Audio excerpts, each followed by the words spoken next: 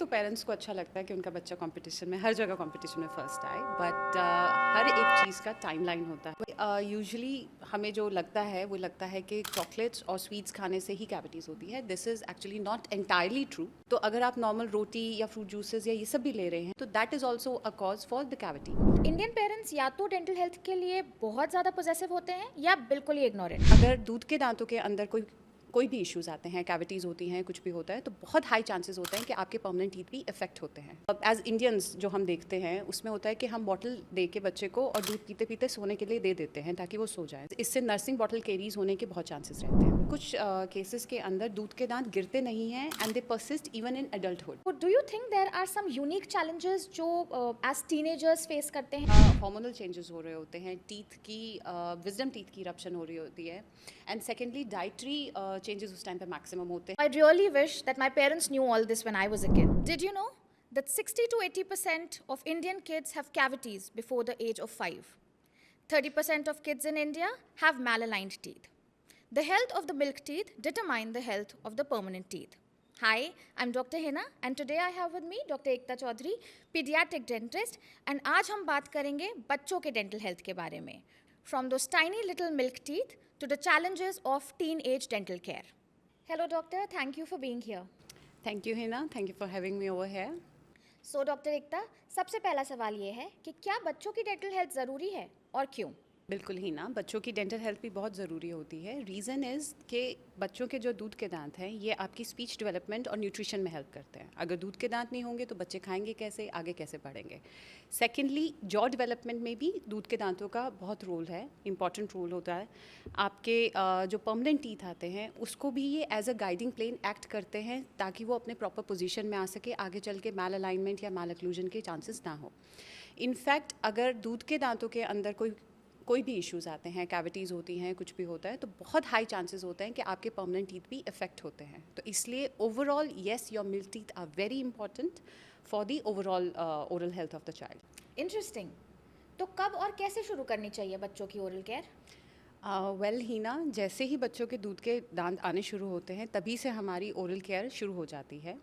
Initially हम ये कहते हैं कि आप कोई भी डैम्प क्लॉथ लेके, अपना क्लीन डैम्प क्लॉथ लेके आप बच्चों के मुंह के अंदर थोड़ा सा उसको रब कर दीजिए गम्स के ऊपर, ताकि जो भी उनका मिल्क का पूलिंग या जो कुछ भी वो सारे दिन में फूड इनटेक करते हैं वो कलेक्ट ना हो। प्लस आपको उनको अगर अलाउ करते हैं तो थोड़ा सा टंग के ऊपर भी क्लीन कर दीजिए। जब आपके दूध के दांत आने शुरू हो जाते हैं तो इनिशियली हम कहते हैं कि either use finger brushes if the child allows. Mostly अगर चाइल्ड अलाउ नहीं करता, in that case even with the damp cloth you can just wipe it of, ताकि वहाँ पे कोई भी मिल्क का पूलिंग ना हो below the lips and in the vestibule area जो हम कहते हैं, वहाँ पे कोई मिल्क की पूलिंग नहीं होनी चाहिए। तो ओवरऑल एज इंडियंस जो हम देखते हैं उसमें होता है कि हम बॉटल दे के बच्चे को और दूध पीते पीते सोने के लिए दे देते हैं ताकि वो सो जाए। So this is one thing we have to discourage, because इससे नर्सिंग बॉटल कैरीज होने के बहुत चांसेस रहते हैं। तो बच्चों की ओरल हेल्थ के लिए टूथपेस्ट और टूथब्रश कब से स्टार्ट करना चाहिए? Well Heena, in this case अगर बच्चे छोटे हैं तो हम कहते हैं कि 2-3 ईयर्स पे आप ब्रशिंग स्टार्ट कर सकते हो। टूथपेस्ट आप उनके लिए पीडियाट्रिक टूथपेस्ट यूज़ कर सकते हैं जिसके अंदर फ्लोराइड का लेवल कम होता है। फ्लेवर्स आप उनके टेस्ट के अकॉर्डिंग दे सकते हैं and quantity has to be very less, grain size. जैसे जैसे वो डेवलप होते हैं, जैसे बड़े होते हैं, स्पिट करना आ जाता है अराउंड 5-6 ईयर्स ऑफ एज, उसके बाद से आप उनका नॉर्मल एडल्ट टूथपेस्ट भी स्टार्ट कर सकते हो, but again the quantity has to be less. आप उसको पी साइज़ अमाउंट में ही यूज़ करें। तो क्या बच्चों को भी एडल्ट्स की तरह दिन में 2 बार ब्रश करना चाहिए?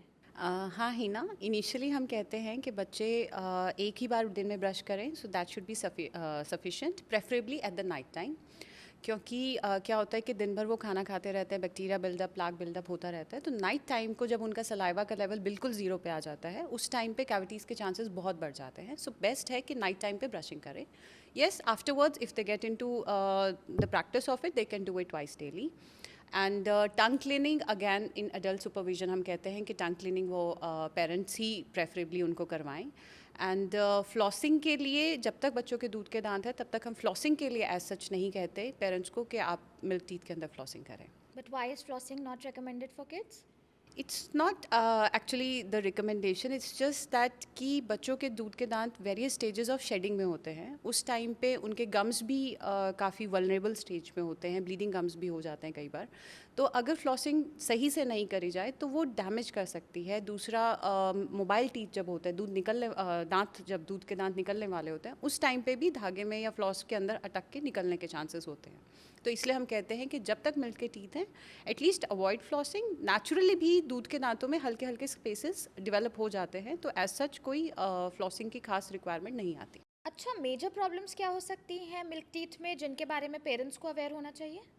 जो अभी तक हमने देखा है, सबसे ज़्यादा जो इश्यूज़ आ रहे हैं वो आ रहे हैं नर्सिंग बॉटल केरीज़ के। नर्सिंग बॉटल केरीज़ होती है कि जब आपके दूध के दांतों के अंदर इन्फेक्शन फैल जाती है बिकॉज ऑफ आपका ब्रेस्ट फीडिंग, या आप रात को बॉटल दे के बच्चे को सोते वक्त छोड़ देते हैं।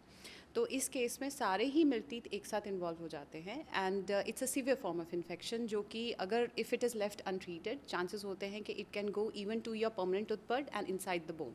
सो हम ये एडवाइस करते हैं कि पेरेंट्स को कि whenever you have a cavity, just get it treated. The second thing is कि किसी भी कारण से अगर बच्चों के जो दूध के दांत हैं वो निकल जाते हैं, टाइम से पहले निकल जाते हैं या निकलवाने पड़ते हैं, उस केस के अंदर मिसअलाइनमेंट या आपके जो परमानेंट टीथ हैं उनका नॉन इरप्शन या डिलेड इरप्शन होने के चांसेस बढ़ जाते हैं। So for that reason we always tell the parents कि आप टाइमली चेकअप हमेशा करवाते रहिए बच्चों के दूध के दांतों का भी, ताकि कोई भी अगर प्रॉब्लम्स आती हैं तो वो देन एंड देयर ट्रीट हो सके। कैविटीज़ के बिगेस्ट कॉजेज़ क्या हो सकते हैं किड्स में? कैविटीज़ के यूजुअली हमें जो लगता है वो लगता है कि चॉकलेट्स और स्वीट्स खाने से ही कैविटीज़ होती है। This is actually not entirely true. There are different factors. The first factor is कि yes, sweets we say कि have a role, लेकिन वो sweets आपका normal carbohydrates, junk food, processed food से भी मिलता है, starch based content. The second thing is the frequency of the food.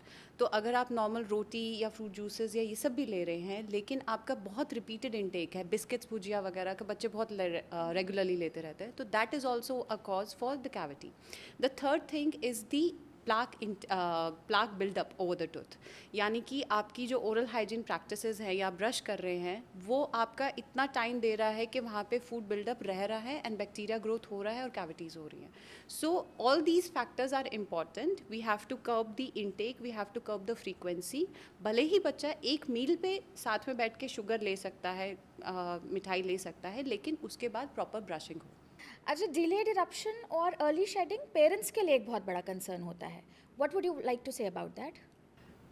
Usually तो पेरेंट्स को अच्छा लगता है कि उनका बच्चा कंपटीशन में, हर जगह कंपटीशन में फर्स्ट आए, बट हर एक चीज़ का टाइमलाइन होता है। मिल्क टीथ का अपना टाइमलाइन होता है इरप्शन और शेडिंग का, परमानेंट टीथ का भी वैसे ही एक टाइमलाइन होता है इरप्शन और शेडिंग का। तो usually milk teeth we say कि at the age of 6 months start erupting, and till the age of 3 years वो अलग अलग स्टेजेस के अंदर आते रहते हैं। Afterwards at the age of 5+ years they start to shed, and कभी भी आपके दूध के दांत एक साथ नहीं गिरते, कभी भी आपके परमानेंट टीथ एक साथ नहीं आते। इस टाइम फ्रेम के अंदर 6 months to 1 year का डिले हम मान के चलते हैं कि नॉर्मल है। कई बार न्यूट्रिशनल डेफिशिएंसी, जेनेटिक्स की वजह से या नॉर्मल डेंटल इश्यूज़ की वजह से ये इरप्शन के अंदर डिले आ सकता है। तो 6 months to 1 year is still okay. उससे ज़्यादा होता है तो आई विल से कि you get a dental consult done, तो so that we can be aware of the problems. And secondly इस केस के अंदर एक चीज़ जो पेरेंट्स को बतानी होती है वो होता है कि 6 years पे आपका फर्स्ट परमानेंट मोलर आ जाता है जिसके ऊपर कोई भी मिल्क टूथ नहीं होता।